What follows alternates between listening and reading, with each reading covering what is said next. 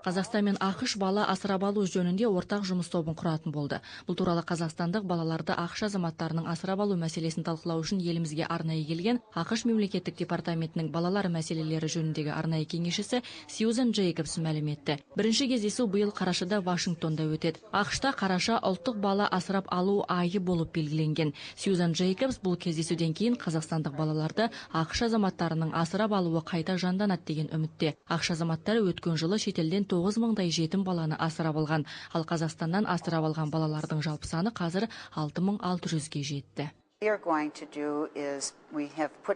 Бала асырап алған отбасыларда өкінішті жағдайлардың алдын алу үшін біз ақшта да өзіміздің жұмыс тобын құрдық. Балалардың құқығын қорғау жөніндегі үкіметтік қызметтер мен агенттіктермен бірге жұмыс жасаймыз. Келесі аптада алғашқы кездесуіміз өтеді. Онда балаларды қорғайтын жаңа заң немесе бар заңға толықтыру енгізу мәселесін талқылаймыз. Кейбір ата-аналарға біздің көмек қажет.